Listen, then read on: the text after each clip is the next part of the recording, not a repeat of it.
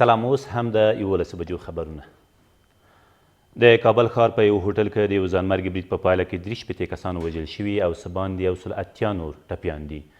د کورنیو چارو وزارت ویان نصرت رحیمي وایي دغه پیښه تېره شپه نږدې 11 بجې د کابل ښار د شپږمې امنیتي حوزې اړوند په شهر ډوبۍ هوټل کې رامنځته شوې ده. طالبانو په دې پیښه کې خپل لاس لرل رد کړي او د دغه برید له غندلو سربیره یې ویلي چې دغه ډول قصدي وژنې هیڅ توجیه او جواز نه لري.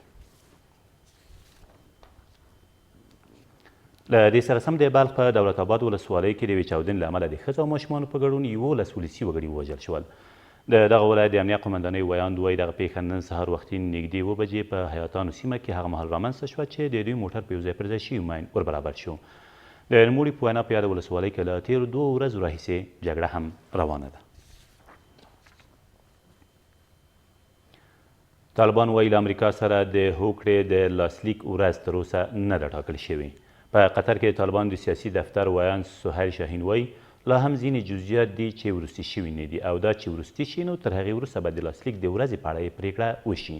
د نوموړي په باور په دې هوکړې سره به یو ځل بیا افغانستان ته په واقعي معنا خپلواکي عاده شي چې ټول ولس به پرې ویاړي.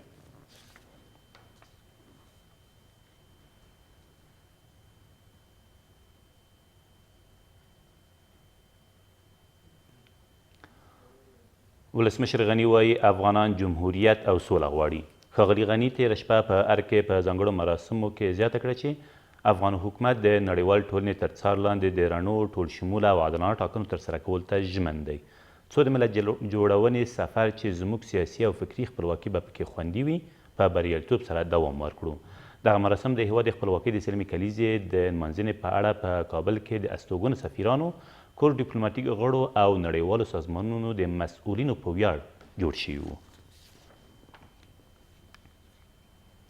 د فراه امنیتي مسؤلین وایي طالبان په دغه ولایت کې له ماتې سره مخ شوي دي. د دغه ولایت امنیه قومندان زیاتوي په تېرو 5 میاشتو کې د افغان ځواکونو په بېلابېلو عملیاتو کې د طالبانو د نومول شوي والي په ګډون نږدې 1100 طالبانو ته مرګ ژوبله اوښتې ده.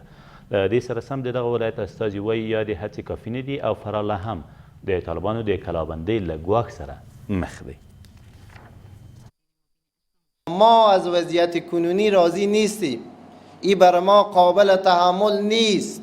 سقوط پستی سلطان میر جدی پیگیری میکنیم. سقوط پستی حیدر قلیر جدی پیگیری میکنیم و هر کسی که غفلت وظیفوی کرده باشند از جنرال که احترام دارم دست زور میبوسم و تا پایین ترین باید به سزای اعمال خود برسد. مسئولین څخه ګیله نه کوم.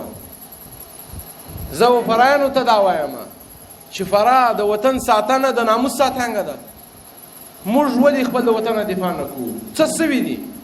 10520 حرکت رسمی از قبیل گزمه کنترل چک پوینت رفع دفاتر و حمایت و کمین اجرا نمود.